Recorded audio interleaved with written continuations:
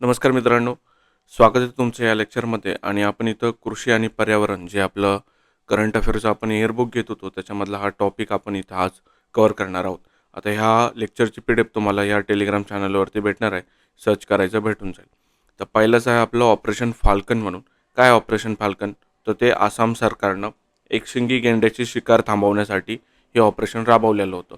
Falcon हा एक पक्षी आहे. त्या अनुषंगाने लक्षात ठेवत की हवेतून ते लक्ष ठेवणार आहे. फाल्कनचा अर्थ काय होतो की हवेतून ते आता लक्ष ठेवणार आहे. त्याच्यामध्ये ड्रोन वगैरे ते यूज करतील. पुढचं काय आपलं मुंबई दिल्ली एक्सप्रेसवेची न्यूज आहे. काय आहे तिची न्यूज? तर ह्या एक्सप्रेसवरती आहे ना, भारत सरकार प्राणी ओव्हरपास बांधत आहे. प्राणी ओव्हरपास काय असतं म्हणजे असं जर रस्ता जात असेल तर त्याच्यावरती नॅचरली इथं दोन फॉरेस्टला कनेक्ट करण्यासाठी एक प्राण्यांसाठी रस्ता असतो. त्याचा फोटो मी आपल्या टेलिग्राम चॅनलला टाकेल. इथं मला तो घेता नाही आला. तर तो प्राणी ओव्हरपास मुंबई दिल्ली एक्सप्रेसवरती बांधला जातो आहे. राष्ट्रीय महामार्गावरती बांधण्यात आलेला हा देशातील पहिला समर्पित वन्यजीव कॉरिडॉर आहे. आता जेव्हा समृद्धी महामार्ग चालू होता बांधणं, तर तेव्हासुद्धा त्याचे फोटो आलेले होते बाहेर. पण इथं तुम्हाला लक्षात ठेवायचं आहे की देशातील पहिला समर्पित वन्यजीव कॉरिडॉर जर म्हणला तर तो मुंबई दिल्ली एक्सप्रेसवेवरती येणार आहे. पुढचा आहे हा मार्ग रणथंबोर व्याघ्र प्रकल्पाच्या बफर झोनमधून जातो. रणथंबोर कुठे येतं? तर ते राजस्थानमध्ये येतं. त्या अनुषंगाने लक्षात ठेवा की मुंबई दिल्ली एक्सप्रेसवे हा राजस्थानमधून सुद्धा जाणार आहे. पुढे काय आपलं अनामलाई व्याघ्र प्रकल्प. आता हे जे टायगर रिझर्व आहे, कशामुळे हे चर्चेमध्ये आहे? तर जे हॉर्नबिल नावाचा पक्षी, हा पक्षी हॉर्नबिल नावाचा सणसुद्धा आहे. तो सण आपण नागालँडमध्ये साजरा करतो. कोणतं राज्य आहे? नागालँड. आणि हा पक्षी त्या राज्यामध्ये जास्त फेमस आहे हॉर्नबिल म्हणून. तर त्या पक्षाच्या संवर्धनासाठी भारतातलं पहिलं उत्कृष्टता केंद्र स्थापन करण्यात येणार आहे. कुठं? तामिळनाडूमधलं जे अनामालाई टायगर रिझर्व आहे तिथं. तर लक्षात ठेवायचं, अनामालाई व्याघ्र प्रकल्प जर म्हणलं तर आपल्याला हॉर्नबिल पक्षी हा आठवला पाहिजे आणि त्याच्यावरून तो सणसुद्धा आपल्याला आठवायला पाहिजे. कोणता सण? हॉर्नबिल सण म्हटल्यानंतर तुम्हाला नागालँड आठवायला पाहिजे. पुढे आपलं गजमित्र योजना. आता गजमित्र याच्यावरून तुम्हाला हत्ती लगेच ओळखू येणार आहे की हत्तीच्या संदर्भात ही योजना आहे म्हणून. पण याचं राज्य आपल्याला लक्षात ठेवायचं आहे. कोणतं याचं राज्य? तर आसाम सरकारने ही योजना लॉन्च केलेली. कशासाठी? हत्ती आणि मानव संघर्ष कमी करण्याच्या उद्देशानं ही योजना सुरू करण्यात आलेली आहे. कोणती योजना? गजमित्र योजना जर म्हटली तर आसाम सरकार आणि हत्ती मानव संघर्ष कमी करण्याच्या उद्देशानं. पुढचं जर आपण बघितलं तर अरालम वन्यजीव अभयारण्य. आता हे कशामुळे चर्चेत आहे? तर हे केरळमधलं एक वन्यजीव अभयारण्य आहे आणि ते फुलपाखरू अभयारण्य म्हणून घोषित करण्यात आलेलं आहे. भारतातलं हे पहिलंच फुलपाखरू अभयारण्य आहे आणि या अभयारण्याचे नाव अरालम फुलपाखरू अभयारण्य असं ठेवण्यात आलेलं आहे. तर भारतातलं पहिलंच फुलपाखरू अभयारण्य असल्यामुळं ते आपल्याला लक्षात ठेवायचं आहे. महत्त्वाचं फॅक्ट आहे अरालम वन्यजीव अभयारण्य. काय? भारतातलं पहिलं फुलपाखरू अभयारण्य. पुढचं खूप महत्त्वाचं आहे IBCAची पहिली सभा. आता IBCA म्हणजे काय? International big cat alliance. आता इंटरनॅशनल बिग कॅट अलायन्स म्हणजेच काय? जे पण मांजरवर्गीय प्राणी येतात त्याच्यामध्ये मग वाघ येतो, त्याच्यामध्ये प्युमा येतो, जाग्वार येतो, सिंह येतो, आपला बिबट्या महाराष्ट्रामध्ये खूप चर्चेत आहे सध्या, तो सुद्धा या बिग कॅट अलायन्स, त्याला आपण मांजरवर्गीय प्राणी त्याच्यामध्ये येत होतो. तर मग याची जी पहिली सभा आहे ती कुठं झाली? नवी दिल्लीला झाली. लक्षात ठेवायचं, कुठं झाली? नवी दिल्लीला. अध्यक्ष कोण होतं? भूपेंद्र यादव, जे की केंद्रीय पर्यावरण आणि वन मंत्री होते. आता मी इथं तुम्हाला एक लॉजिक सांगतो. जर तुम्हाला एखाद्या समजा त्यांनी एखादी योजना आहे किंवा एखादं कोणती पण गोष्ट असू द्या, त्याचं जर उद्घाटन तुम्हाला विचारलं आणि जर तुम्हाला माहीत नसेल एक्झॅक्टली की कोणी याचं उद्घाटन केलं, तर सरासरी त्या डिपार्टमेंटचा जो मंत्री येतो तो त्याला टिक करायचं. मॅक्झिमम टाईमला तेच उत्तर असतं. आपण काय करतो? एक तर नरेंद्र मोदी किंवा मग राष्ट्रपती टिक करायचा प्रयत्न करतो. पण तसं करायचं नाही. ते लॉजिक फेल होतं. तिथं तुम्हाला त्या स्पेसिफिक मंत्रालयाचा जो मंत्री असतो तो तुम्हाला तिकडे जायचं आहे. त्या अनुषंगाने तुम्ही बघा, जे पण PYQमध्ये तुम्हाला प्रश्न दिसतील, राज्यसेवा पूर्व 2022ला सुद्धा त्यांनी ह्या पॅटर्नवरती प्रश्न विचारलेला आहे. जर तुम्ही त्या अनुषंगाने गेले तर तो तुमचा प्रश्न बरोबर येतो. मला वाटतं त्यांनी एक स्पोर्ट्सचं संदर्भात काहीतरी उद्घाटनाचं विचारलं होतं आणि तिथं स्पोर्ट्स मिनिस्टरनीच ते उद्घाटन केलेलं होतं. तर काय लक्षात ठेवायचं आपल्याला? इंटरनॅशनल बिग कॅट अलायन्स त्याची पहिली सभा जर म्हणलं तर नवी दिल्लीला येते. आणि अध्यक्ष कोण होते? भूपेंद्र यादव होते. सचिवालय, आता हे जे इंटरनॅशनल बिग कॅट अलायन्स आहे त्याचं सचिवालय कुठे आहे? तर भारत. आणि ते कायमस्वरूपी या स्वरूपाचं सचिवालय आहे. सरासरी असं पण राहतं ना की मुख्यालय किंवा सचिवालय राहतं ते फिरते राहतात. म्हणजे जिथं जिथं तुमची सबमिट होईल तिथं तिथं ते सचिवालय किंवा मग मुख्यालय असतं. तर ह्या IBCAचे पहिले अध्यक्षसुद्धा आपले भूपेंद्र यादव आहेत, हे आपल्याला लक्षात ठेवायचं आहे. पवन ऊर्जा निर्मितीमध्ये एक नंबरला कोण आहे तेवढंच लक्षात ठेवा. तर कर्नाटक हे राज्य आता एक नंबरला आलेलं आहे. फक्त एवढाच फॅक्ट्स इथं आपल्याला लक्षात ठेवायचा आहे. पवन नाटकं करतो असं लक्षात ठेवा. पवन नाटकं करतो या अनुषंगाने लक्षात ठेवायचा प्रयत्न करा. पुढचं आपलं आता दीव या संदर्भात फॅक्ट्स काय ती सौर ऊर्जेचा वापर करून संपूर्ण वीज मागणी करणारा भारतातील पहिला जिल्हा ठरलेला आहे. कोणता? दीव. आता सौर ऊर्जेवरचा दिवा या अनुषंगाने लक्षात ठेवायचा प्रयत्न करा. काय? परत एकदा बघूयात आपण. सौर ऊर्जेचा वापर करून संपूर्ण वीज मागणी करणारा भारतातील पहिला जिल्हा जर म्हणला तर तो दीव हा आहे. सौर ऊर्जेचा दिवा मी तुम्हाला असं सांगितलं, त्या अनुषंगाने लक्षात ठेवायचा प्रयत्न करा. कसा प्रश्न बनू शकतो त्याच्यावरती हा इथं मी तुम्हाला MCQ फ्रेम करून दिलेला आहे. या स्वरूपाचा प्रश्न विचारला जाण्याची शक्यता आहे. पुढे आपण बघूयात अंगोला हा देश आता जे आपलं इंटरनॅशनल सोलार अलायन्स आहे तो त्याचा 123वा सदस्य बनलेला आहे. कोणता देश? अंगोला. आता ही जी इंटरनॅशनल सोलार अलायन्स आहे त्याला आपण आंतरराष्ट्रीय सौर आघाडी म्हणतो. त्याची स्थापना झाली होती 2015ला, जी की झाली होती कॉन्फरन्स ऑफ पार्टीज 21 परिषदेमध्ये, म्हणजे COP21 या परिषदेमध्ये या इंटरनॅशनल सोलार अलायन्सची स्थापना झालेली होती. ते आपल्याला लक्षात ठेवायचं आहे. याचं मुख्यालय कुठे येतं? आंतरराष्ट्रीय सौर आघाडीचं त्याचं मुख्यालय गुरुग्राम. गुरुग्राममध्ये येतं. गुरुग्राम कुठे येतं? हरियाणा की पंजाब ते तुम्ही मला सांगायचं आहे. आता हे जे इंटरनॅशनल सोलार अलायन्स आहे तर त्याची स्थापना जी झाली होती तर ती पॅरिस करार जेव्हा झाला होता COP21मध्ये तर तेव्हाच झाली होती. तर कोणाकोणाद्वारे झाली होती? भारत आणि फ्रान्सद्वारे या इंटरनॅशनल सोलार अलायन्सची स्थापना झालेली होती. आता 123वा सदस्य जर म्हणला तर तो अंगोला आहे, हे आपल्याला मात्र लक्षात ठेवायचं आहे. पुढे आता डेन्मार्क खूप चर्चेत आहे हा. तर कशामुळे चर्चेत आहे डेन्मार्क? दोन गोष्टीमुळे.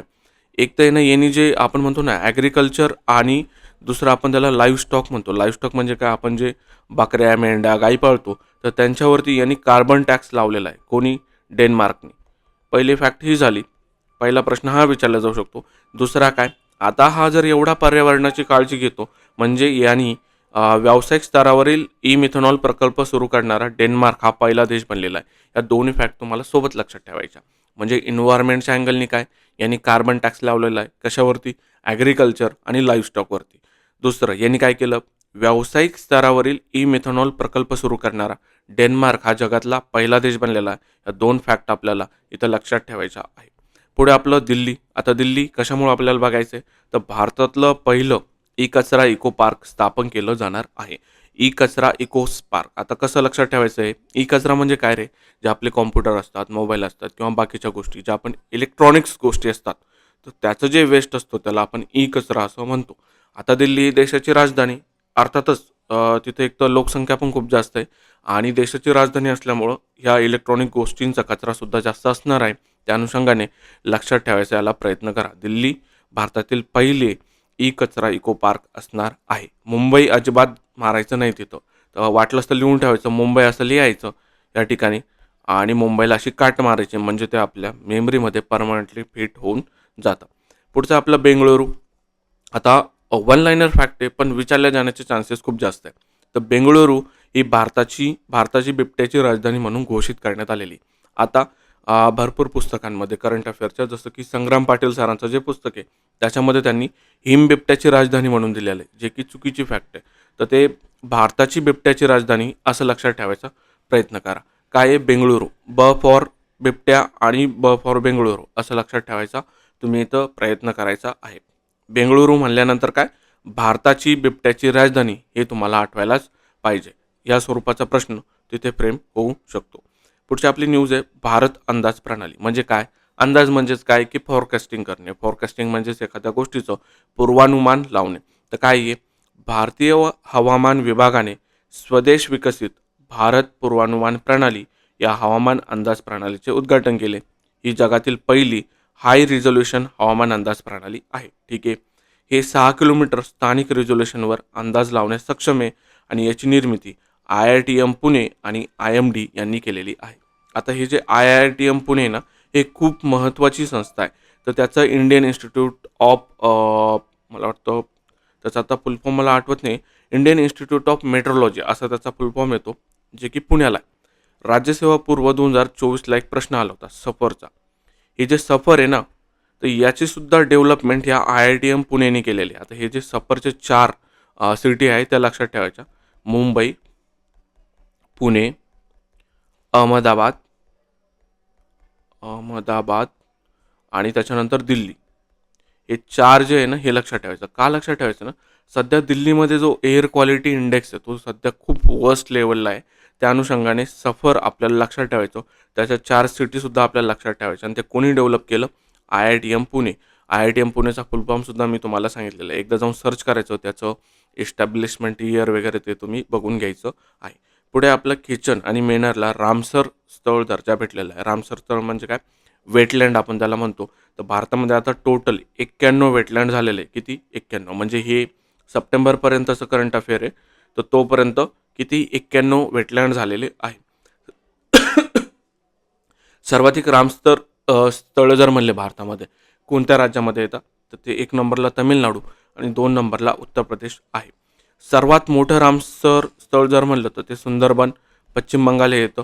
सर्वात लहान जर म्हणलं तर वेबन्नूर तमिळनाडूमधलं हे रामसर स्थळ सर्वात लहान येतं. आता राजस्थानमधले जे 2 ठिकाणे आपण बघितलं, किचन आणि मेनार, तर हे आता नवीन 2 ॲड करण्यात आलेली आणि त्या दोन्ही सकट आता एकूण जी संख्या झालेली रामसर स्थळांची तर ती 91 झालेली आहे. किचन हे 91 आहे आणि मेनार हे 90व रामसर स्थळ भारतातलं झालेलं आहे. जर जगात तुम्ही विचार केला तर सर्वात जास्त जे वेटलँड्स आहेत तर ते ग्रेट ब्रिटन आणि आयर्लंड या दोन्ही देशामध्ये येतात आणि 2 नंबरला मेक्सिको आणि 3 नंबरला आता भारत हा आलेला आहे. म्हणजे जगात जर 3 नंबरला कोणत्या देशामध्ये रामसर स्थळ भेटतात तर त्याचं उत्तर मग आपल्याला भारत असं येणार आहे. हे काय त्याचं फॅक्ट येते. स्थलांतरित डेमोसिल क्रेन पक्ष्यांच्या वास्तव्यासाठी हे किचन प्रसिद्ध आहे. राजस्थानमध्ये आता टोटल 4 रामसर स्थळ झालेले आहे आणि रामसर करार हे महत्त्वाचं आहे. तर 2 फेब्रुवारी 1971ला रामसर करार झाला होता आणि त्याचं लागूची डेट जर बघितली आपण तर 1975ला रामसर करार हा लागू झालेला होता. आता 2 फेब्रुवारी आपण जागतिक पाणथळ दिन म्हणून साजरा करतो, तो सुद्धा तुम्हाला लक्षात ठेवायचा आहे. आता पुढची आपली जी न्यूज आहे तर भारतीय किनारपट्टीची सुधारित लांबी जाहीर करण्यात आली. याच्यामध्ये फक्त आपल्याला हा क्रम लक्षात ठेवायचा, बाकीचं पाठ नाही केलं तरी काहीही इशू नाही. तर याच्यामध्ये क्रम कसा लक्षात ठेवायचा? पहिल्यांदा गुजरात हे किनारपट्टीमध्ये 1 नंबरला यायचं, पण आता अंदमान हे 1 नंबरला येतं. गुजरात 2 नंबरला येतं, तमिळनाडू 3 नंबरला, आंध्र प्रदेश 4 नंबरला आणि महाराष्ट्र हा 5 नंबरला आता किनारपट्टीमध्ये येतो. तर आपल्याला अंदमान 1 नंबरला लक्षात ठेवायचा, गुजरात 2 नंबर, तमिळनाडू 3 नंबर आणि डायरेक्ट तुम्ही 5 नंबरचा महाराष्ट्र जरी पाठ केलं तरीही काही इशू नाही. मी याला असं लक्षात ठेवलं होतं, जेव्हा जेव्हा आपण बीचवरती जातो म्हणजे खूप मजा येते. मजा येते म्हणजेच अंगात येतं असं मी त्या अनुषंगाने लक्षात ठेवलं होतं. अंगात म्हणजेच काय? फॉर तुमचं अंदमान, फॉर तुमचं गुजरात, फॉर तुमचं तमिळनाडू आणि बीचवरती सरासरी म्हणजे जेव्हा सनसेट होतो तेव्हा खूप जास्त मजा येते. तर त्याला आपण अंधार असं लक्षात ठेवलेलं होतं. अंगात अंधार आणि नंतर महाराष्ट्र, त्या अनुषंगाने जर तुम्हाला लक्षात ठेवता आलं तर त्याचा प्रयत्न करा. पुढे खूप महत्त्वाची न्यूज आहे. 12 किल्ल्यांचा युनेस्कोच्या वारसा यादीत समावेश करण्यात आलेला आहे. तर हे मग आता 12 वर्ल्ड हेरिटेज साईट्स ॲड केले का? नाही. एकच वर्ल्ड हेरिटेज साईट आहे, त्याला आपण मराठा मिलिटरी लँडस्केप असं म्हणतो आणि त्या एका नावाअंतर्गत 12 किल्ल्यांचा समावेश करण्यात आलेला आहे. आता हे कोणत्या बैठकीत झालं? तर 47वी बैठक झाली होती पॅरिस आणि फ्रान्स या ठिकाणी. तर तिथं ही जी जागतिक वारसा समितीची बैठक झाली होती, तिथं या 12 किल्ल्यांचा समावेश युनेस्कोच्या वारसा यादीत करण्यात आलेला आहे. आता भारतातली एकूण संख्या किती झाली? तर 44 झाली. त्याच्यामध्ये 36 हे सांस्कृतिक आहेत, 7 नैसर्गिक आहेत आणि 1 मिश्र. हे जे 1 मिश्र आहे ते कांचनजंगा आहे. कांचनजंगा हे कुठे येतं? हे येतं सिक्कीममध्ये. एकमेव भारतातलं मिश्र वर्ल्ड हेरिटेज साईट जर म्हणली तर ती कांचनजंगा सिक्कीम इथं येते. आता जे 12 किल्ले तर त्यातले महाराष्ट्रामध्ये 11 आहे आणि एक तमिळनाडू जिंजीमध्ये येतो. तर भारत आता या यादीत 6व्या स्थानावरती गेलेला आहे. म्हणजे किती झाले भारताकडं? 44 वर्ल्ड हेरिटेज साईट्स आहे आणि जगात सगळ्यात जास्त जर म्हणलं तर त्या इटलीकडे आहे आणि चीनकडे सुद्धा आता सारख्याच प्रमाणात झालेले आहे. म्हणजे इटलीकडे 1 नंबर 61, चीनसुद्धा 61 आणि जर्मनीमध्ये एकूण टोटल 55 वर्ल्ड हेरिटेज साईट्स आहे. जे 12 किल्ले होते ते आपण बघूयात. रायगड आहे त्याच्यामध्ये, शिवनेरी आहे, लोहगड आहे, साल्हेर आहे, खांदेरी राजगड आहे, प्रतापगड आहे, सुवर्णदुर्ग आहे, पन्हाळा आहे, विजयदुर्ग आहे, सिंधुदुर्ग आहे आणि तमिळनाडूमधला जिंजी. आता इथं तुम्ही काही गोष्टी लिहून घ्या, जसं की तुम्ही जर छत्रपती संभाजीनगरचा दौलताबाद हा किल्ला बघितला, तर तो त्याच्यामध्ये येत नाही दौलताबाद. यालाच दुसरं नाव देवगिरीसुद्धा आहे. असं लिहायचं आणि त्याला काट मारायची. पुढे तुम्ही लिहून घ्या आपला हा पण नाही त्याच्यामध्ये कळसुबाईचं शिखर येतं, पण ते सुद्धा नाही त्याच्यामध्ये. जे तुम्हाला मेन वाटतात, तर जर तुम्हाला याच्यामध्ये तुम्हाला दिसत नसेल, जसं की तुम्हाला याच्यामध्ये सिंहगडसुद्धा दिसत नाही. सिंहगड. तर त्यालासुद्धा लिहायचं आणि त्याला काट मारायची म्हणजे ते तुमच्या पर्मनंट मेमरीमध्ये फिट होऊन जातं. आता याच्यामध्ये अजून काही फॅक्ट्स आहे. महाराष्ट्रामध्ये टोटल किती तर अजिंठा लेणी, डोंगरवन किल्ला आहे, वेरूळ लेणीसुद्धा आहे त्याच्यामध्ये, एलिफंटा लेणीसुद्धा आहे, CST आता त्याला CSMT म्हणतात, ते सुद्धा त्याच्यामध्ये आहे आणि मुंबईतील इमारती. आता ह्या ज्या मुंबईतील इमारती आहे, आपण जे जातो तर त्याला इंडो ग्रीक आर्किटेक्चर आपण असं म्हणतो. म्हणजे ते बघायला आहे ना जरा वेगळंच वाटतं.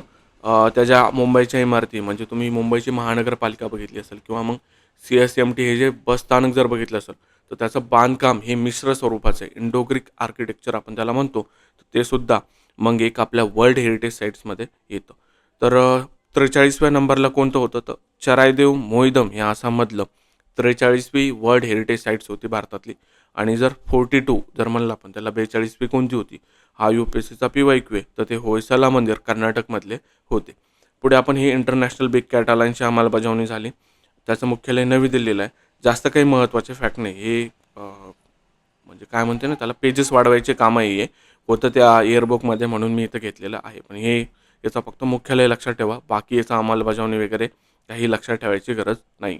नदी डॉल्फिन सर्वेक्षण झालं तर सर्वात जास्त नदी आता गंगा नदीमध्ये 6,324 आणि जी सिंधू नदी त्याला आपण इंडस रिव्हर म्हणतो, तर तिथं फक्त 3 डॉल्फिनचा समावेश याच्यामध्ये झालेला आहे. तुम्हाला इथं काय पाठ करायचं आहे, प्रोजेक्ट डॉल्फिनचं एअर तुम्हाला इथं पाठ करायचं आहे, जे की आपलं 2020 आहे. आणि राष्ट्रीय डॉल्फिन दिवस जर म्हणला तर तो 5 ऑक्टोबर येतो. राष्ट्रीय डॉल्फिन दिवस जर म्हणला तर तो 5 ऑक्टोबर. 5 डिसेंबरला काय येतं ते तुम्ही मला सांगायचं. 23 डिसेंबरला सुद्धा काय येतं, या दोन्ही आपण ज्याला म्हणतो डेज महत्त्वाचे दिनविशेष ते तुम्ही मला सांगायचे आहे. 23 डिसेंबर तर आत्ता रिसेंटली 1-2-4 महिन्यापूर्वी त्यांनी एका एक्झाममध्ये विचारलेला आहे. पुढे आपलं बाल्ड ईगल. आता हा जो बाल्ड ईगल नावाचा पक्षी आहे, तर हा अमेरिकेचा अधिकृत राष्ट्रीय पक्षी म्हणून घोषित करण्यात आलेला आहे. लक्षात राहिलं तर ठीक आहे, वाचून घ्या, पाठ करायची गरज नाही आहे. अमेरिकेचा बाल्ड ईगल हा आता काय राष्ट्रीय पक्षी आहे. हिमबिबट्या. आता हे महत्त्वाचं हे विचारलं जाऊ शकतं की हिमबिबट्याला कोणत्या देशाने राष्ट्रीय प्राणी म्हणून घोषित केलं, असा प्रश्न इथं बनू शकतो. तर तो देश मग आपला किर्गिस्तान असा आहे. तर हिमबिबट्याला कोणत्या देशाने आपला राष्ट्रीय प्राणी म्हणून घोषित केलं असा जर प्रश्न आला तर त्याचं उत्तर काय येणार मग किर्गिस्तान असं येणार आहे. आता जो किर्गिस्तान देश आहे तिथला जो तियानशान पर्वतरांगा आहे, तर तिथे हिमबिबट्या आढळतो, हे लक्षात ठेवायचं. आता हिमबिबट्या जर आपण भारतामध्ये त्याचा विचार केला तर त्याचं जर सर्वात जास्त प्रमाण कुठे आपण असं जर म्हणलं प्रमाण किंवा नंबर, तर तो लडाख या आपण त्याला म्हणू शकतो की केंद्रशासित प्रदेशामध्ये सर्वात जास्त आढळतो. आता 18वा भारत वनस्थिती अहवाल हा सुद्धा आलेला आहे. त्याला आपण इंडियन फॉरेस्ट सर्व्हे रिपोर्ट म्हणतो 2023चा. याच्यावरती मी ऑलरेडी एक व्हिडिओ बनवून टाकलेला आहे. जवळपास मला वाटतं एक 15-16 मिनिटाचा तो व्हिडिओ आहे. तो जाऊन चेक करा. त्याच्यामध्ये सर्व महत्त्वाचे फॅक्ट्स मी घेतलेले आहे. तरीसुद्धा इथं तुम्हाला महत्त्वाचे सांगतो. जसं की तुम्हाला इथे काय काय पाठ करायचं, एकूण जे वन आणि वृक्षाच्छादन आहे त्याला कसं लक्षात ठेवायचं ना, वन म्हणजे तुमचे फॉरेस्ट लक्षात ठेवा आणि जिथं जिथं वृक्ष येईल तुमचं त्याला ट्री कव्हर आपण म्हणतो. हे इंग्लिशमध्ये जर लक्षात ठेवलं ना तरच लक्षात राहणार आहे. तसंच लक्षात ठेवा, इंग्लिशमध्येच लक्षात ठेवा त्याला. वन म्हणल्यानंतर फॉरेस्ट आणि वृक्ष म्हणल्यानंतर ट्री. हे जर दोन्हीचं एकूण जर तुम्हाला क्षेत्र विचारलं, भौगोलिक क्षेत्र हे टक्केवारीमध्ये विचारले जाण्याचे खूप जास्त चान्सेस आहे. तर ते 25.17% असणार आहे. आणि तुम्हाला फक्त जर तुम्हाला फॉरेस्ट विचारलं तर ते 21.76. मग याच्यावरून तुम्हाला ट्रीचं डायरेक्टली तुम्ही जर कॅल्क्युलेशन केलं तर तुम्हाला ट्रीचं काढता येतं. 2 फॅक्ट पाठ करायचे कोणते, जर तुम्हाला संयुक्तिक विचारलं फॉरेस्ट प्लस ट्री तर त्याचं एकूण क्षेत्र किती भारतामध्ये 25.17. आणि आपलं टार्गेट किती असतं रे, 33% आपलं टार्गेट असतं. जेवढ्या पण आपल्या वन पॉलिसी त्याच्यामध्ये एकूण जंगलाचं क्षेत्र किती असायला पाहिजे, तर आपण ते 33% हे आयडियल टार्गेट ठेवलेलं आहे. काही राज्यांमध्ये ते अचीव झालेलं आहे. पुढचं याच्यामध्ये जर आपण बघितलं तर वन आणि वृक्ष क्षेत्र सर्वाधिक राज्य जर म्हणलं तर याच्यामध्ये मध्य प्रदेश आता तुम्हाला लक्षात ठेवायचं आहे. सर्वाधिक क्षेत्रफळ जर म्हणलं आपण तर ते मध्य प्रदेश येतं. प्रमाण जर म्हणलं तर ते लक्षद्वीपमध्ये जातं. सर्वाधिक जास्त जर प्रमाण जर म्हणलं फॉरेस्टचं तर ते लक्षद्वीपमध्ये जाणार आहे. आणि जर एरिया जर आपण म्हणलं आता सर्वात जास्त एरियाचं आपण राज्य कोणतं पाठ करतो तर राजस्थान करतो. त्याच्यानंतर मध्य प्रदेश बघतो. तर मग राजस्थानमध्ये तर झाडं असणार नाही. ऑब्व्हियसली मग आपल्या मध्य प्रदेशमध्ये एरिया जास्त असल्यामुळं तिथं फॉरेस्टसुद्धा जास्त असणार आहे. 2 नंबरला अरुणाचल प्रदेश येतं आणि 3 नंबरला महाराष्ट्र येतं. आता महाराष्ट्र का 3 नंबरला येतो? जो आपला आपण म्हणतो ना विदर्भाचा जो रिजन आहे आपला, तर तिकडं जंगलाचं प्रमाण जास्त आहे. गडचिरोली झालं किंवा चंद्रपूर झालं, तर तिकडं फॉरेस्टचं प्रमाण हे जास्त आहे. त्यामुळे महाराष्ट्र हा 3 नंबरला येतो, तो लक्षात ठेवायचा आहे. इकडे अरुणाचल जरी तुम्ही बघितलं, तर त्याचं क्षेत्रफळ हे जास्त आहे. पण ऑब्व्हियसली ते मध्य प्रदेशपेक्षा कमी आहे. पण क्षेत्रफळ जास्त असल्यामुळे तो सुद्धा 2 नंबरला येतो. तर इथं आपल्याला मध्य प्रदेश, अरुणाचल आणि महाराष्ट्र हे 3 क्रमांक लक्षात ठेवायचे आहे. सर्वाधिक खारफुटी क्षेत्र जर म्हणलं तर ते पश्चिम बंगाल 1 नंबरला येतं असं लक्षात ठेवा. कसं लक्षात ठेवायचं आहे? तर तिथं पश्चिम बंगालला सुंदरबन येतं. सुंदरबन. काय असतं हे खारफुटी क्षेत्र? त्याला आपण मँग्रोव्ज म्हणतो. त्याला मराठीमध्ये कांदळवनसुद्धा आपण म्हणतो. सर्वाधिक वनक्षेत्र आत्ताच आपण बघितलं मध्य प्रदेशमध्ये येतं. आणि वन आणि वृक्ष क्षेत्राची सर्वाधिक वाढ जर कुठं झाली, इथं लिहून घ्या. एक मिनिट पेन चेंज करतो. सर्वाधिक वाढ जर म्हणली तर ती छत्तीसगडमध्ये झालेली आहे. सर्वाधिक वाढ. आणि सर्वाधिक घट जर म्हणलं आपल्याला, सर्वाधिक घट जर विचारलं तर ती मध्य प्रदेशमध्ये झालेली आहे. हे काही महत्त्वाचे फॅक्ट होते. मी तुम्हाला प्रमाण लक्षद्वीपमध्ये आहे हे सांगितलेलं होतं. अजून एक महत्त्वाचे फॅक्ट आहे याच्यामध्ये. जर तुम्हाला सर्वाधिक ट्री कव्हर जर विचारलं, काय विचारलं तुम्हाला? सर्वाधिक ट्री कव्हर. सर्वाधिक ट्री कव्हर हा जर प्रश्न आला तर त्याचं उत्तर मग 1 नंबरला महाराष्ट्र आहे. जर तुम्हाला प्रश्न आला सर्वाधिक फॉरेस्ट कव्हर, तर मग तिथं तुमचं उत्तर काय येणार आहे? 1 नंबरला तिथलं तुमचा MP येणार आहे. आता हे कसं लक्षात ठेवायचं? इथं MP आहे, इथं फॉरेस्ट आहे. P आणि हे F आहे ना मॅच होतं. इथं तुम्ही महाराष्ट्र जर मराठीत लिहिलं महाराष्ट्र, तर इथं शेवटी तुमचं ट्र आणि हे ट्री हे तुमचं मॅच होतं. आता हे तुम्हाला म्हणजे प्रयत्न करा तुम्ही याला काय म्हणतात ना त्याला, आपण भाषेचा अपभ्रंश करतो. तर त्या अनुषंगाने याला लक्षात ठेवायचा प्रयत्न करा. महाराष्ट्रामध्ये शेवटी ट्र येतं, त्याच्यावरून ट्री लक्षात ठेवायचा प्रयत्न करा. MP मध्ये प येतं, हे फॉरेस्ट लक्षात ठेवायचा प्रयत्न करा. पुढे आपण बघूयात. याचा जर डिटेल तुम्हाला व्हिडिओ बघायचा असेल, त्या इंडियन फॉरेस्टचा जो रिपोर्ट आहे 2023चा, तर तो ऑलरेडी मी बनवून टाकलेला आहे. तो तुम्ही चेक करा. पुढे हे कप्पड आणि चाल बीच आहे. तर हे केरळमधले, जे डेन्मार्कमध्ये एक ऑर्गनायझेशन आहे, तर ती हे ब्ल्यू फ्लॅग सर्टिफिकेशन देते. म्हणजे जे स्वच्छ बीचेस असतात तर त्यांना हे सर्टिफिकेट ते ऑर्गनायझेशन देतं. तर त्याच्यामध्ये आता केरळमधले 2 आणि महाराष्ट्रामधले 5 म्हणजे जे इयरबुक आहे त्याच्यामध्ये ते महाराष्ट्रातले 5 नाही आहे. पण मी इथं ते घेतलेले. तर केरळमधले तुम्हाला हे 2 लक्षात ठेवायचे. आयोगाचा काही भरोसा नाही. तर महाराष्ट्रातले सोडून देईल आणि केरळमधले सुद्धा विचारायला बसलं आहे. त्याच्यामुळे हे 2 तुम्हाला लक्षात ठेवायचे. कप्पड आणि चाल केरळमधले हे 2 बीचेस तुम्हाला लक्षात ठेवायचे. कशासाठी लक्षात ठेवायचे? तर त्यांना ब्ल्यू फ्लॅग सर्टिफिकेशन भेटलेलं आहे. महाराष्ट्रामधले 5 कोणते? तर श्रीवर्धन आहे, नागाव जे की रायगड जिल्ह्यामध्ये येतात, पर्नाका हे पालघर जिल्ह्यामधलं आहे, गुहागर आणि लाडघर हे रत्नागिरी जिल्ह्यामधले, असे एकूण टोटल 5 जे बीचेस आहेत तर त्यांना ब्ल्यू फ्लॅग सर्टिफिकेशन भेटलेलं आहे. ऑर्गनायझेशन कुठली? डेन्मार्कमधली आहे. महाराष्ट्रातले 5 आणि केरळमधले 2 आता आपल्याला लक्षात ठेवायचे आहे. कोणकोणते? श्रीवर्धन, नागाव हे कोणत्या जिल्ह्यामध्ये? रायगड. पर्नाका कोणत्या जिल्ह्यामध्ये? पालघर. गुहागर आणि लाडघर कुठे? रत्नागिरीमध्ये आहे. तर महत्त्वाच्या फॅक्ट आपल्याला लक्षात ठेवायच्या आहे. पुढे आता आपण वेटलँड्स बघितले म्हणजे रामसार स्थळं बघितले. पण इथं वेटलँड सिटीज आहे. कोणत्या आहे? Wetland cities. या दोन्हीमधला फरक पहिले तुम्हाला क्लिअर करायचा आहे. जर भारतामध्ये आता 2 नवीन वेटलँड सिटीज आहे, तर त्या कोणत्या आहे? तर इंदोर आणि उदयपूर अशा आता भारतामध्ये 2 नवीन वेटलँड सिटीज आहे. याच्यामध्ये जे उदयपूर आहे ना, तर त्याला लेक सिटी ऑफ इंडिया म्हटलं जातं. काय म्हटलं जातं? Lake city of India. Lake city of India. तर हे लिहून घ्यायचं आणि लक्षात ठेवायचं आहे. भारतामधले तुम्ही जर वेटलँड शहर जर म्हटले तर ते कोणते येणार आहे? इंदोर आणि उदयपूर येणार आहे. त्याच्यामधलं जे उदयपूर आहे तर त्याला आपण काय म्हणतो? लेक सिटी ऑफ इंडिया असं म्हणतो. तर ते लक्षात ठेवायचं आहे. पुढे आता ही जी ऑर्गनायझेशन आहे UNCCD, शेवटच्या डी वरून तुम्हाला डिझर्ट लक्षात ठेवायचं आहे. डिझर्ट म्हणजेच काय रे? वाळवंट. आता ही जी वाळवंटाची परिषद आहे कुठं झाली? तर ही वाळवंट जिथं आहेत, जसं की आपण त्याला थार म्हणतो, त्याला आपण सहारा वाळवंट म्हणतो किंवा ज्या गल्फ कंट्री आहे सौदी अरेबिया वगैरे, तर तिकडंच याची परिषद होणार आहे. तर कुठं झालेली ती? त्याचं ठिकाण आहे रियाद, सौदी अरेबियाला ही UNCCDची परिषद झालेली आहे. संकल्पना काय होती? आपली जमीन आपले भविष्य ही त्याची संकल्पना होती. आणि हा वाळवंटीकरण विरोधी करार आहे UNCCD, त्याला आपण युनायटेड नेशन कॉन्फरन्स ऑन डिझर्टिफिकेशन असं म्हणतो. तर याची परिषद कुठं झालेली? रियाद, सौदी अरेबिया, हे तुम्हाला मात्र लक्षात ठेवायचं आहे. पुढे आता आपली ही COP29 जी आपली परिषद आहे त्याला आपण कॉन्फरन्स ऑफ पार्टीज म्हणतो. आताच आपण COP21 सुद्धा बघितलं होतं. कशामध्ये बघितलं होतं आपण ते? इंटरनॅशनल सोलार अलायन्स याच्यामध्ये आपण ते बघितलेलं होतं. आता इथं तुम्हाला COP29 लक्षात ठेवायचं आहे. कुठं झालेली? अझरबायजान बायकू इथं ती झालेली आहे. बायकू नाही, इथे बाकू आहे. Slip of tongue. एक सेकंड.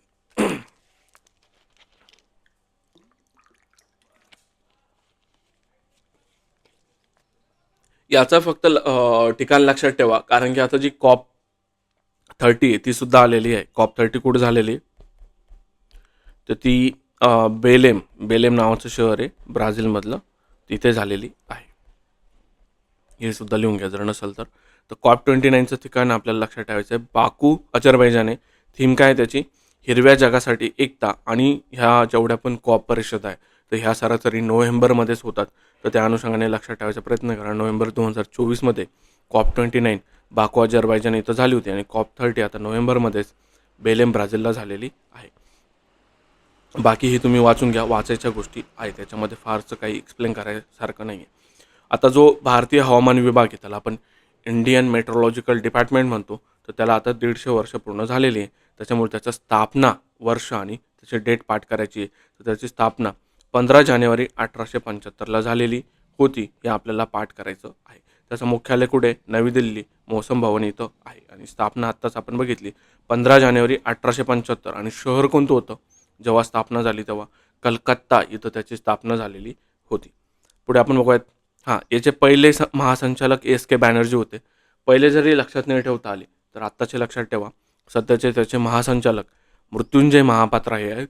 आणि मृत्युंजय महापात्रा यांना एक पुरस्कार भेटलेला आहे, सासाकावा पुरस्कार. सासाकावा पुरस्कार कोण देतं, हे कोणती ऑर्गनायझेशन देतं ते तुम्ही मला सांगायचं आहे. आणि यांनाच आपण सायक्लोन मॅन ऑफ इंडिया सुद्धा म्हणतो. सायक्लोन मॅन ऑफ इंडिया हे आपण आपल्या ऑलरेडी याच्या अगोदर जे लेक्चर झाले त्याच्यामध्ये कव्हर केलेलं आहे. ते जर तुम्ही बघितले नसाल तर आपली प्लेलिस्ट जाऊन चेक करायची. आता याच्यामध्ये 2 राज्य महत्त्वाचे पुढे आपण जर बघितलं तर छत्तीसगड आणि उत्तराखंड. याच्यामध्ये जे छत्तीसगड आहे तर यांनी ग्रीन GDP मोजलेली आहे. आता ग्रीन GDP ही जी संकल्पना आहे इकॉनॉमिक्समध्ये आपण बघतो की याची सर्वात पहिले सुरुवात चीन या देशाने केलेली होती. आणि भारतामध्ये आपण पार्थ दासगुप्ता ही समिती नेमण्यात आलेली होती. कशासाठी? ग्रीन GDPसाठी. नंतर चीनने सुद्धा ते डिस्कंटिन्यू करून टाकलं आणि आपल्याला सुद्धा ते पॉसिबल नव्हतं की असं काही मोजणं ग्रीन GDP वगैरे. तर छत्तीसगड जर बघितलं तर आपण ते ग्रीन GDPसाठी आपल्याला लक्षात ठेवायचं आहे. ग्रीन GDP मोजणारं ते पहिलं राज्य बनलेलं आहे भारतामध्ये. आणि उत्तराखंड जर म्हणलं तर ग्रॉस इन्व्हायरमेंटल प्रोडक्ट मोजणारं किंवा ते निर्देशांक सुरू करणारं भारतातलं पहिलं राज्य जर विचारलं तर ते उत्तराखंड आहे. ग्रीन GDP जिथं शब्द येणार एक्झॅक्टली तिथं छत्तीसगड येणार. आणि जिथं GEP येणार तिथं उत्तराखंड असं येणार आहे. दोन्हीमधला डिफरन्स काय तो तुम्हाला लक्षात ठेवायचा आहे. पुढे हे मसाली गुजरात नावाचं जे गाव आहे तर ते पहिले सीमावर्ती सौरग्राम ठरलेलं आहे. असे प्रश्न सरळ सेवेला विचारले जातात. MPSCला विचारले जाण्याचे चान्सेस खूप कमी आहे. पुढे आता हे महत्त्वाचं आहे, भारतातली पहिली बायोबँक त्याला आपण म्हणतो की जे आपण जीनचं प्रिझर्वेशन करतो किंवा त्यालाच मग आपण फ्रोझन झू म्हणतो. तर ही भारतातली पहिली कुठे आहे? तर ही मग पश्चिम बंगालला झालेली आहे. कोणतं ठिकाण आहे? पद्मजा नायडू हिमालयन प्राणी संग्रहालय दार्जिलिंग इथलं पश्चिम बंगाल इथं भारतातली पहिली बायोबँक सुरू करण्यात आलेली आहे. तर ते लक्षात ठेवायचं. पुढची आपली न्यूज आहे, देशातलं पहिलं हरित हायड्रोजन हब कुठे आहे? तर पहिलं हरित हायड्रोजन हब जर तुम्हाला विचारलं तर ते आंध्र प्रदेशला येणार आहे. कुठं? आंध्र प्रदेश. आणि याच्यामध्येच मला वाटतं एक मल्टीटास्किंग हायड्रोजन हब समथिंग काहीतरी आहे ते पुढे येणार आहे. तर ते जर विचारलं तुम्हाला तर ते हिमाचल प्रदेशला येतं. ते पुढे येणार आहे, मी तिथं तुम्हाला सांगतो. बहुउद्देशीय हां, त्याचं जे आहे दोन्ही लिहून देतो मी तुम्हाला. देशातला पहिला हायड्रोजन हब जर विचारलं तर ते तुमचं आंध्र प्रदेशला येणार आहे. कुठं? आंध्र प्रदेश. आणि जर तुम्हाला बहुउद्देशीय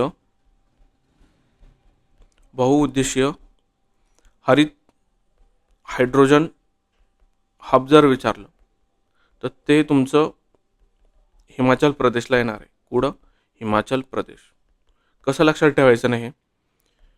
तर बघा, बहुउद्देशीय म्हणजे काय? मल्टीटास्किंग किंवा मग मल्टिपल गोष्टी तिथं होतात. आता कसं लक्षात ठेवायचं?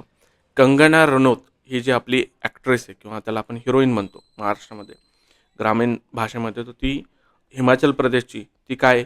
ती मेंबर ऑफ पार्लमेंटसुद्धा आहे, म्हणजे खासदारसुद्धा आहे. आणि ती एक, त्याला आपण म्हणतो अभिनेत्री. म्हणजे काय? ती मल्टिपल गोष्टी करते किंवा मग ती मल्टीटास्किंग आहे. त्या अनुषंगाने हे लक्षात ठेवा की बहुउद्देशीय हायड्रोजन हब हा आपला हिमाचल प्रदेशमध्ये आहे. आणि नुसतं जर आपल्याला पहिला हरित हायड्रोजन हब जर विचारला तर तो आपला आंध्र प्रदेशमध्ये आहे.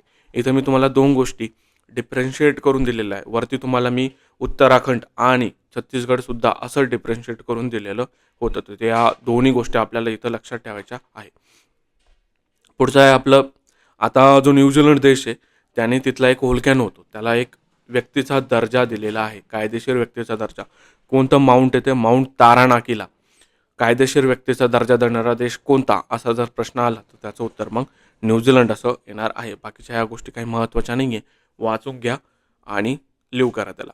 पुढे आता ही नेपाळमधली एक याला हिमनदी आहे. कशासाठी चर्चेत आहे? तर आपण मागच्या वर्षीच्या करंट अफेअरमध्ये बघितलं की जगामध्ये सर्व हिमनद्या गमावणारा देश कोणता, असा प्रश्न विचारण्यात आला होता. तर त्याचं उत्तर व्हेनेझुला आपण मारलेलं होतं. त्या अनुषंगानेच नेपाळमधली जी याला हिमनदी, तर ती एक्स्टिंक्ट होण्याच्या मार्गावरती आहे. एक्स्टिंक्ट म्हणजेच काय? त्याला आपण मराठीमध्ये नामशेष होण्याच्या मार्गावरती ती आहे. भारतामधून जसा चित्ता नामशेष झालेला आहे, त्याच अनुषंगाने ही याला हिमनदीसुद्धा एक्सटेंट होण्याच्या मार्गावरती आहे, असं प्रिडिक्शन त्यांनी केलेलं आहे. म्हणजे 2040पर्यंत ही नेपाळमधली याला हिमनदी एक्सटिंक्ट होऊ शकते, असं काही शास्त्रज्ञांनी सांगितलेलं आहे. तर असा प्रश्न येऊ शकतो की ही नदी एक्सटिंक्ट होणार आहे आणि ती मग कोणत्या देशामध्ये, असं ते विचारू शकतात. तर तो देश आपल्याला नेपाळ. आणि याला हिमनदी कोणत्या अनुषंगाने लक्षात ठेवायची की ही हिमनदी 2040पर्यंत एक्सटिंक्ट होऊ शकते. पुढे माउंट तारानाकीसुद्धा आपण बघितलेलं आहे की न्यूझीलंडनं तिला कायदेशीर व्यक्तीचा दर्जा दिलेला आहे. पुढे आपण बघूयात राष्ट्रीय हळद मंडळ. आता याच्यामध्ये सुद्धा जे करंट अफेअरचे बुक आहे तिथं त्यांनी काही काही ठिकाणी उद्घाटक हे पियुष गोयल दिलेले आहे, पण मी PIB ह्या वेबसाईटवरती जाऊन चेक केलं तर त्याचे उद्घाटक हे अमित शहाच आहेत. आणि हेच तुम्ही करेक्शन करून घ्या. भरपूर जे आपले एअर बुक आहेत 2-3 काय असेल ते, त्याच्यामध्ये त्यांनी काही काही ठिकाणी मिस्टेक केलेलं आहे. तर जिथं तुम्हाला वाटतं की हे चुकीचं असू शकतं तिथं सर्च करायचं. तर राष्ट्रीय हळद मंडळ कुठे आहे आता? तर ते निजामाबाद, तेलंगणाला आहे. उद्घाटन कोणी केलं? अमित शहा यांनी केलं. याचे पहिले अध्यक्ष आपल्याला लक्षात ठेवायचे आहे, पल्ले गंगारेड्डी हे याचे पहिले अध्यक्ष आहेत. याचं ठिकाण, उद्घाटक आणि पहिले अध्यक्ष लक्षात ठेवायचे. भारत जगातील सर्वात मोठा हळद उत्पादक आणि निर्यातदार देश आहे.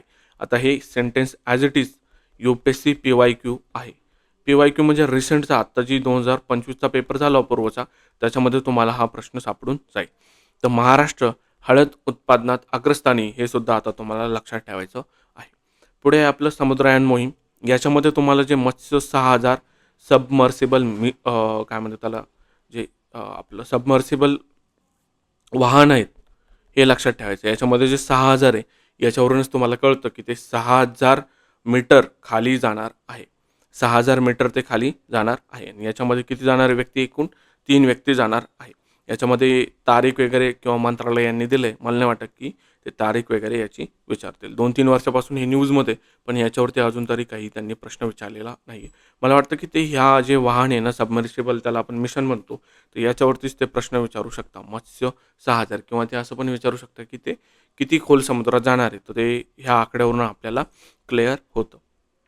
पुढे आता हे महत्त्वाचं आहे, कोझिकोडे नावाचं जे शहर आहे तो ते युनेस्कोच्या साहित्य शहरामध्ये आता ॲड झालेलं आहे. कोझिकोडे कुठं येतं? हे केरळमधलं एक शहर आहे.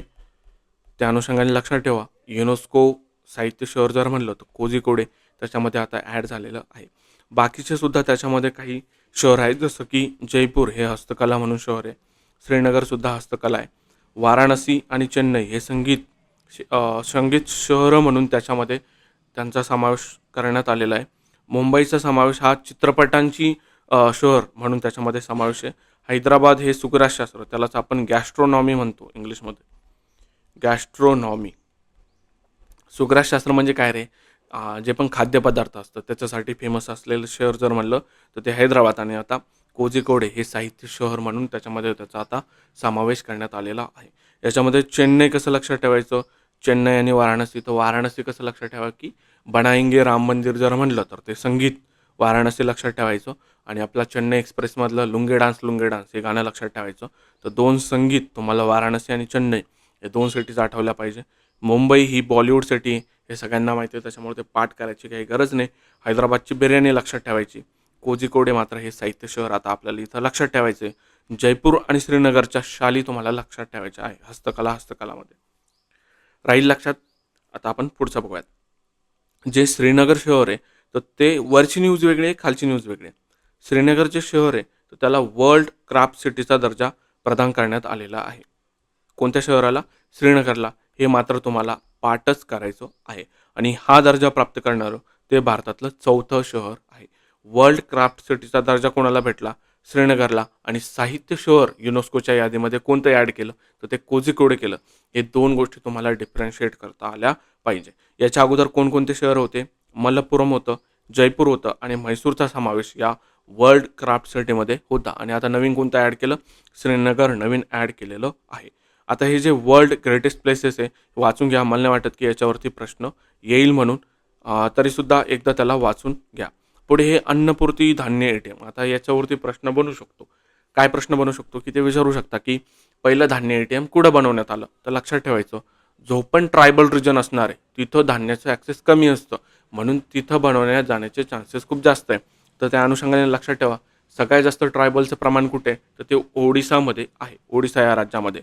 तर हे अन्नपूर्ती धान्य ATM सुद्धा ओडिसा या राज्यामध्येच बनवण्यात आलेलं आहे.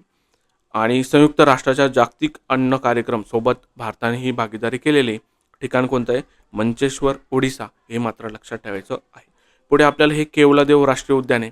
आता ही न्यूज महत्त्वाची नाही आहे, पण त्याचं जे स्टेट आहे ते महत्त्वाचं. हे वारंवार परीक्षेला विचारलं जातं. केवलादेव राष्ट्रीय उद्यान हे राजस्थान या राज्यामध्ये येतं. आणि हे का चर्चेमध्ये? तर हे भारतातील पहिला टील कार्बन अभ्यास या उद्यानात केला गेलेला आहे. आता हे टील कार्बन काय आहे ना, हे तुम्ही गुगलवरती जाऊन सर्च करायचं. यूट्यूबवरती 1-2 व्हिडिओ बघायचे जर तुम्हाला इम्पॉर्टंट वाटत असेल तर. बाकी न्यूज काही जास्त महत्त्वाची नाही, फक्त तुम्हाला इतर राज्य लक्षात ठेवायचं आहे. वाचून घ्यायचं. भारताचा पहिला टील कार्बन कुठे? तर तो भारताचा पहिला टील कार्बन अभ्यास येतो तर ह्या उद्यानात केला गेलेला आहे. कोणतं उद्यान? केवलादेव राष्ट्रीय उद्यान, राजस्थान. पुढे आपला पशुधन कार्बन कर, डेन्मार्क. हे आपण अगोदरच बघितलं. मी जिथं तुम्हाला सांगितलं होतं की इथेनॉलची व्यावसायिक निर्मिती कुठं सुरू करण्यात आली तर ती डेन्मार्कला आली होती. आणि तिथंच मी तुम्हाला हा पशुधन कार्बन कर सुद्धा सांगितलेला होता. पुढे आपलं सेंटर ऑफ एक्सलन्स हे पुण्याला आता स्थापन करण्यात आलेलं आहे. तर काय ते? देशी गाईसाठीचं देशातील पहिलं सेंटर ऑफ एक्सलन्स संशोधन केंद्र हे पुणे येथं होणार आहे. ठीक आहे, वाचून घेतलं. पुढे आता ही महत्त्वाची न्यूज आहे. CO2 त्याला आपण कार्बन डायऑक्साईड म्हणतो. कार्बन डायऑक्साईडचं रूपांतर मेथेनॉलमध्ये करणारा पहिला प्लांट हा पुणेमध्ये आता स्थापन केला जाणार आहे किंवा मग सुरू झालेला आहे. याचं उद्घाटन कोणी केलेलं आहे? अभय करंदीकर यांनी याचं उद्घाटन केलेलं आहे. कसं लक्षात ठेवायचं? आपण जेवढे पण लोक पुण्यामध्ये राहिलेले त्यांना माहिती आहे पुण्यामध्ये सर्वाधिक ट्रॅफिक आहे. ट्रॅफिक आहे म्हणजेच काय? कार्बन डायऑक्साईडचं प्रमाणसुद्धा जास्त असणार आहे. आणि जिथं ज्याचं जास्त प्रमाण तिथं त्या इंडस्ट्रीज असतात किंवा तो प्लांट असतो. त्या अनुषंगाने लक्षात ठेवा, CO2 टू मिथेनॉल हा प्लांट आता कुठं स्थापन करण्यात येणार आहे? तर पुण्याला येणार आहे. पहिलं भारतातलं कचरा इको पार्क जर आपण म्हटलं तर ते दिल्लीला आहे. ह्या दोन्ही गोष्टी आपल्याला इथं लक्षात ठेवायच्या आहे. आता हे जे गिधाड संवर्धन केंद्र आहे हे गोरखपूरला आता स्थापन केलेलं आहे. तर जेवढे पण गिधाड संवर्धन केंद्र आहे ना, हे सरासरी त्या UPच्या रिजनमध्ये जातात. UP म्हणजे उत्तर प्रदेश. त्या अनुषंगाने लक्षात ठेवायचा प्रयत्न करा. राजगिधाड संवर्धन केंद्र हे गोरखपूरला आहे. पुढे आपलं वायनाड ही भूस्खलन दुर्घटना झाली होती केरळला. मला नाही वाटत हे विचारताल म्हणून, खूप जुनं झालं आहे. पण राज्यसेवा मेन्सला GS4मध्ये पहिल्यांदा ते ह्या डेट्स विचारायचे. मला नाही वाटत की कंबाईनला ते विचारतील म्हणून जस्ट आपण वाचून घेतलं आणि पुढे जाऊयात. पाण्याखालील 3 संरचनांना भारतीय नावे देण्यात आली. कोणते ते? Ashok sea mountain, Chandragupta ridge आणि कल्पतरू रिज आहे. रिजेस ही संकल्पना तुम्ही जॉग्राफीमध्ये व्यवस्थित वाचली पाहिजे. पुढे आपलं हे महत्त्वाचं आहे, स्वच्छ वनस्पती कार्यक्रम. याला मंजुरी कधी भेटली? 9 ऑगस्ट 2024. उद्दिष्ट काय आहे? देशातील फलोत्पादन, पिकांचे उत्पादन आणि उत्पादकता वाढवणे. शेतकऱ्यांना विषाणूमुक्त उच्च दर्जाचे लागवड साहित्य उपलब्ध करून देणे हे याचे उद्दिष्ट आहे. म्हणजेच काय की तुम्हाला चांगले इन्स्ट्रुमेंट उपलब्ध करून देणं आणि जे आपलं फलोत्पादन आहे किंवा पिकांचं उत्पादन आहे त्याची वाढवणं हे या कार्यक्रमाचा उद्दिष्ट आहे. स्वच्छ वनस्पती कार्यक्रम लक्षात ठेवायचा प्रयत्न करा. याच्यामध्ये सर्वात महत्त्वाचं जर काय असेल तर ते केंद्र आहे. टोटल एकूण केंद्र किती आहेत? तर 9 स्वच्छ वनस्पती केंद्र आहे. तर तुम्हाला ते फ्रूट आणि त्याचा जिल्हा आता मात्र लक्षात ठेवायचा आहे. द्राक्ष जर म्हणलं तर ते पुण्याला येतं. सरासरी द्राक्ष जर म्हणल्यानंतर आपल्याला नाशिक आठवतं, पण इथं आपल्याला द्राक्ष म्हणल्यानंतर पुणे हे लक्षात ठेवायचं आहे. लिंबूवर्गीय जे फळ आहे त्याच्यासाठी आपल्याला नागपूर हे केंद्र लक्षात ठेवायचं आहे आणि डाळिंब म्हणल्यानंतर सोलापूर हे आपल्याला लक्षात ठेवायचं आहे. ज्यांनी ज्यांनी राज्यसेवा मेन्स केली त्यांना माहिती आहे आपण हे जेव्हा सर्वाधिक उत्पादनाचा जिल्हा पाठ करतो त्याच्यामध्ये हे आपण पाठ केलेलं असतं. आता लिंबूवर्गीय म्हणजे काय? नागपूरचा संत्रा लक्षात ठेवायचा. डाळिंबाचं सर्वात जास्त उत्पादन हे सोलापूरलाच होतं. म्हणजे सोलापूर साईडला जर तुम्ही गेले तर तिकडे याच्या डाळिंबाच्या बागी वगैरे खूप जास्त असतात. इथं मात्र फक्त तुम्हाला द्राक्षासाठी पुणे हे मात्र लक्षात ठेवायचं आहे. पुढे आपलं मिशन मौसम. तर याचा उद्देश काय आहे? भारताला हवामान सज्ज व हवामान स्मार्ट बनवणे या मिशन मौसमचा उद्देश आहे. त्याच्या नावामधूनच तो उद्देश आपल्याला क्लिअर होतो. एक कालावधी काय आहे? 2024 ते 26 आणि खर्च एकूण किती आहे? 2000 कोटीच्या आसपास त्याचा खर्च आहे. पुढे आता हा वन लाईनर प्रश्न येऊ शकतो. काय येतो? प्रश्न असा विचारला जाऊ शकतो की हरित एकात्मिक डेटा सेंटर पार्कसाठी विशेष धोरण आणणारं भारतातलं पहिलं राज्य कोणतं आहे? तर ते आपला महाराष्ट्र आहे. कोणतं राज्य आहे? महाराष्ट्र. कशासाठी? हरित एकात्मिक डेटा सेंटर पार्कसाठी विशेष धोरण आणणारं भारतातलं पहिलं राज्य जर आपल्याला विचारलं तर ते कोणतं येणार आहे? महाराष्ट्र हे राज्य येणार आहे. पुढे आता ही जीवन योजना आहे ती सुद्धा महत्त्वाची आहे. जीवनचा फुल फॉर्म लक्षात ठेवा. त्याच्यावरून तुम्हाला सर्व गोष्टी क्लिअर होणार आहे. काय जीवन? जीवन म्हणजे जैव इंधन वातावरण अनुकूल फसल अवशेष निवारण. या जीवनचा अर्थ होतो. म्हणजेच काय? काहीतरी जैव इंधनासंदर्भात आहे, काहीतरी वातावरणासंदर्भात ही योजना आहे. काय ते? उद्दिष्ट शेतकऱ्यांना त्यांच्या शेतीच्या अवशेषांसाठी फायदेशीर उत्पन्न मिळवून देणे. आता म्हणजे अवशेष म्हणजे काय? आपण जेव्हा ऊस काढतो तर जो खाली पाचोळा राहतो किंवा त्याला आपण पाचट म्हणतो. ऊसाचं पाचट असतं आणि बाकीच्या गोष्टींचा आपण त्याला पाचोळा वगैरे म्हणतो. तर त्या पाचटापासनं जैव इंधन तयार यांना करायचं आहे. त्या अनुषंगाने ही जीवन योजना आहे. तर लक्षात ठेवायचा प्रयत्न करा. मूळ योजना मार्च 2019ला सुरू झालेली आहे. याचा कालावधी किती किती असणार आहे? 2028 ते 29 पर्यंत याचा कालावधी असणार आहे. टोटल म्हणजे 5 वर्ष या योजनेचा कालावधी असणार आहे. जीवन ही योजना महत्त्वाची आहे, लक्षात ठेवायची आहे. पुढे आहे आपली ही माण्याची वाडी, पाटण, सातारा. आता हे महाराष्ट्रातलं पहिलं सौरग्राम ठरलेलं आहे. वन लाईनर प्रश्न विचारला जाऊ शकतो की महाराष्ट्रातलं पहिलं सौरग्राम कोणतं आहे? तर माण्याची वाडी, पाटण हे आहे. आता हे महत्त्वाचं आहे. PIBने सुद्धा ही न्यूज कव्हर केलेली होती. त्याच्यामुळे हे महत्त्वाचं ठरतं आणि विचारलं जाऊ शकतं. आता गाईला राज्यमातेचा दर्जा कोणी दिला? तर तो महाराष्ट्राने दिलेला आहे. हे आपल्याला लक्षात ठेवायचं आणि असा दर्जा देणारं महाराष्ट्र हे दुसरं राज्य आहे. याच्या अगोदर उत्तराखंड या राज्याने गाईला राज्यमातेचा दर्जा दिलेला आहे. ते लक्षात ठेवायचं. आता महाराष्ट्राची मानचिन्ह जर बघायची झाली तर राज्य मासामध्ये आपला सिल्वर पॉम्पलेट येतो, राज्य फुलपाखरू आपलं ब्लू मॉर्मोन येतं, कांदळवन आपलं पांढरी चिप्पी येते आणि राज्य फुल जर म्हणलं तर जारूळ किंवा तामन असं येतं. इथं आपल्याला हे पहिलं राज्य नाही आहे महाराष्ट्र, सेकंड नंबरचं आहे. लक्षात ठेवा. उत्तराखंड कसं आपण त्याला देवभूमी म्हणतो. उत्तराखंडला हरिद्वार वगैरे तिकडे आहे, तर त्या अनुषंगाने तिकडे गायला जास्त महत्त्व आहे. त्याच्यामुळे ते पहिलं राज्य आणि महाराष्ट्र सेकंड दुसऱ्या क्रमांकाचं राज्य ते लक्षात ठेवायचं आहे. आता भारतातील बिबट्यांची स्थिती अहवाल प्रसिद्ध झाला. महाराष्ट्रामध्ये धुमाकूळ घातला या बिबट्याने. तर हा अहवाल कोणी प्रसिद्ध केला? केंद्रीय पर्यावरण मंत्री भूपेंद्र यादव यांनी हा अहवाल प्रसिद्ध केलेला आहे. आणि याच्यामध्ये आता हे टोटल किती बिबट्या होते हे नका पाठ करू. 8% वाढ झाली, ठीक आहे. भारतातील बिबट्यांची संख्या 13,874च्या आसपास आता गेलेली आहे आणि सर्वाधिक बिबट्या असलेले राज्य मात्र आपल्याला पाठ करायचे आहे. 1 नंबरला आपला मध्य प्रदेश येतो, 2 नंबरला इथं महाराष्ट्र येतं, 3 नंबरला कर्नाटक आणि 4 नंबरला तामिळनाडू येतं. आपण बिबट्यांची राजधानी जर म्हणलं तर ते बेंगलुरू बघितलेलं होतं. आता हा जो बेंगलुरू सिटी आहे, तर तिथं सुद्धा बिबट्या खूप धुमाकूळ घालतो. म्हणजे बेंगलुरू जी सिटी आहे, तर त्याच्या आसपास मी आता एक आर्टिकल वाचलं होतं द हिंदूला, की तिथं सुद्धा आहे ना बिबट्यांचे खूप अटॅक होतात. त्याचं कारण काय आहे ना, सिटीच्या आसपास कुत्र्यांची संख्या खूप जास्त असते. त्याला आपण फेरल डॉग्स म्हणतो. तर त्याच्यामुळं बिबट्या मग ह्या वस्तीमध्ये येतो किंवा मग आता जंगलांचं सुद्धा खूप जास्त प्रमाणामध्ये नुकसान झालेलं आहे. ज्यांचे बिबट्यांचे जे नॅचरल प्रे असतात, त्याला आपण नैसर्गिक शिकार असते जी बिबट्यांची, त्याचं नुकसान हे मानवाकडून झालेलं आहे आणि त्याच्यामुळंच मग हे जे वन्यजीव आहेत हे मानवी वस्तीमध्ये अतिक्रमण करताना आपल्याला दिसतात. आता त्यांनी अतिक्रमण केलं की आपण केलं हा डिबेटेबल प्रश्न आहे. पण इथं मात्र आपल्याला याचा क्रम आता पाठ करायचा आहे. ह्या ज्या गोष्टी मी तुम्हाला सांगितल्या फेरल डॉग्स वगैरे ह्या जेव्हा आपण राज्यसेवा मेन्स डिस्क्रिप्टिव्ह जेव्हा लिहितो आन्सर त्याच्यामध्ये कामं येतात. ऑब्जेक्टिव्हमध्ये त्याचे प्रश्न बनत नाही. तर सर्वाधिक बिबटे असलेले राज्य कोणतं आहे? मध्य प्रदेश, 2 नंबरला महाराष्ट्र, 3 नंबरला कर्नाटक आणि 4 नंबरला तामिळनाडू आहे. सोबतच आपण हिमबिबट्यांची गणनासुद्धा बघू. 1 नंबरला लडाख येतं, 2 नंबरला उत्तराखंड, 3 नंबरला हिमाचल प्रदेश आणि 4 नंबरला अरुणाचल प्रदेश येतो. इथं लडाख लक्षात ठेवा. का? आता हिमबिबट्या म्हणजे जिथं हिम असणार, हिम म्हणजे स्नो किंवा आईस आपण त्याला म्हणतो. जिथं स्नो रिजन असणार आहे, तिथंच हिमबिबट्या असणार आहे. त्याच्यामुळं लडाख, उत्तराखंड लक्षात ठेवायचं आणि बिबट्या जर म्हणला तर सर्वाधिक जास्त फॉरेस्ट कुठे आहे? मध्य प्रदेशला आहे. त्याच्यामुळं सर्वाधिक जास्त मध्य प्रदेशमध्ये बिबट्या आढळतात हे लक्षात ठेवायचं आहे. पुढे केरळ आता न्यूजमध्ये कशासाठी ते न्यूजमध्ये तर त्याने जे मानव आणि वन्यजीव संघर्ष आहे, तर त्याला राज्य विशिष्ट आपत्ती म्हणून घोषित केलेलं आहे. कोणी? केरळने केलेलं आहे. त्याला आपण ह्युमन वाईल्ड लाईफ कॉन्फ्लिक्ट म्हणतो. केरळमध्ये याच्या अगोदर तुम्ही ती न्यूज बघितली असेल, की ते केरळचे लोकं काय करतात ना, ते अननसामध्ये आपण जे फटाके फोडतो, तो ती दारूगोळा ते भरतात आणि तो अननस ते हत्ती खातं आणि ते फुटतं त्याच्या पोटामध्ये आणि तो हत्ती मरतो.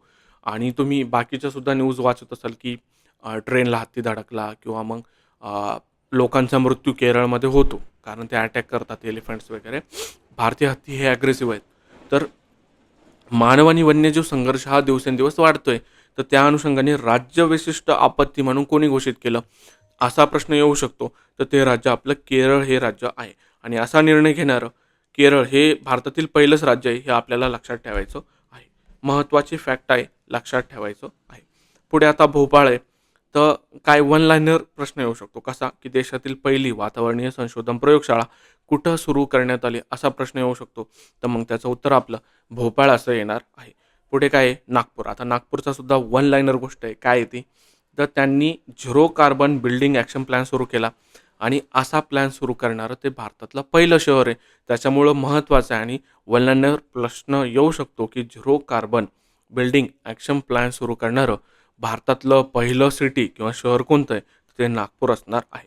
आणि 2050 पर्यंत त्यांना निव्वळ कार्बन उत्सर्जन साध्य करायचं आहे. भारताचं लक्ष्य किती आहे? 2070. पुढे आता हे पाटणा कशासाठी चर्चेत आहे? तर भारतातलं पहिलं डॉल्फिन संशोधन केंद्र या पाटणाला सुरू करण्यात आलेलं आहे. आपण डॉल्फिनचा सर्व्हेसुद्धा बघितला होता. त्याच्यामध्ये आपण बघितलं की गंगा नदीमध्ये सर्वाधिक जास्त डॉल्फिन आहे. मग हे पाटणासुद्धा त्याच अनुषंगाने लक्षात ठेवायचा प्रयत्न करा. आता व्हेनेझुएला हे मागच्या वर्षीची न्यूज आहे. सर्व हिमनद्या गमावणारा पहिला देश जर आपल्याला विचारला तर तो व्हेनेझुएला हा आहे. पुढची आपली न्यूज आहे वन लाईनर. गुजरातचा राज्यमासा घोळ मासा आहे. ते आपल्याला लक्षात ठेवायचं. आता हे मेक्सिकोमध्ये जगातील सर्वात खोल ब्ल्यू होलचा शोध संशोधकांनी लावलेला आहे. जगातील सर्वात जास्त खोल जर आपल्याला विचारलं होल कोणतं आहे तर ते ब्लू होल आणि मेक्सिकोमध्ये येतं. ब्लू होल म्हणजे काय? ते एक प्रकारची गुफा आहे. जसं आपल्याला जमिनीवरती गुफा दिसतात तशीच ती समुद्रामधली एक गुफा आहे. पुढे हे हवामान घड्याळ. याचं फक्त तुम्हाला लक्षात ठेवायचं की कुठे आहे हवामान घड्याळ आहे ना हे नवी दिल्लीला आहे. वैज्ञानिक आणि औद्योगिक संशोधन परिषदेच्या नवी दिल्ली येथील मुख्यालयात भारतातील सर्वात मोठं हवामान घड्याळ स्थापन केलं आहे. पुढे आहे विक्रमादित्य वैदिक घड्याळ. हे कुठं स्थापन करण्यात आलेलं आहे? तर त्याचं ठिकाण हे उज्जैन आहे आणि उद्घाटक मात्र आपल्याला पंतप्रधान नरेंद्र मोदी या दोन्ही फॅक्ट इथे लक्षात ठेवायच्या आहे. वैदिक घड्याळ म्हटल्यानंतर उज्जैन आठवायचं आणि हवामान घड्याळ म्हटल्यानंतर नवी दिल्ली त्याला आपल्याला आठवायला पाहिजे.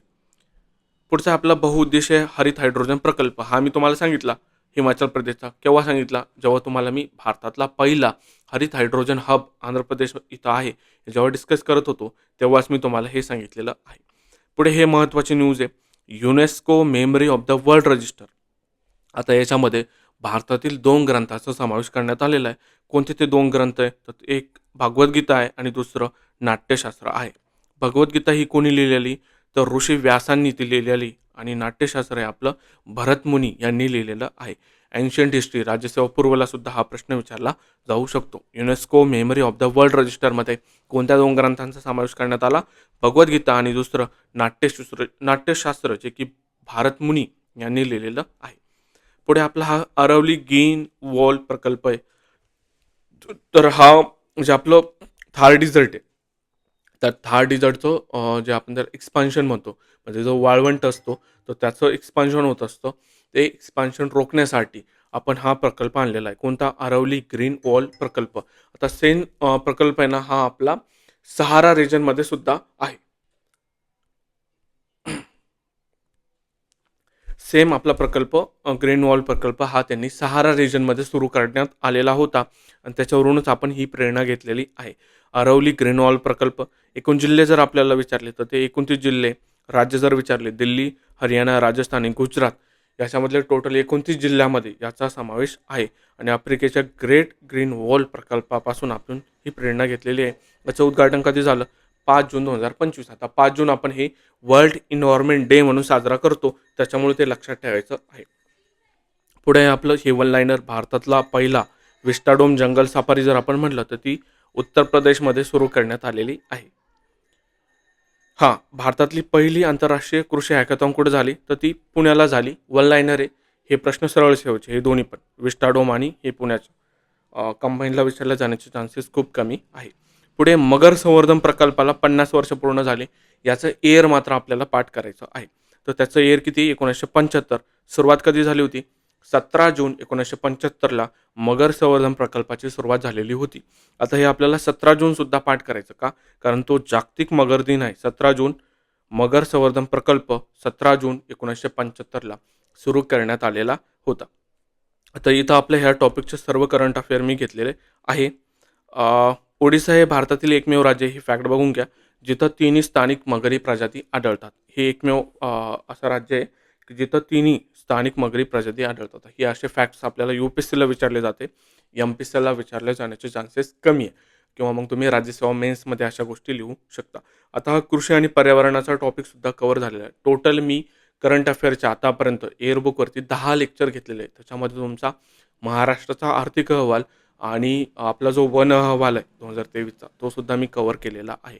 जर तुम्ही बाकीचे लेक्चर बघितले नसेल तर ते बघा आणि भेटू आपण पुढच्या लेक्चरमध्ये. तोपर्यंत बाय बाय. थँक्यू.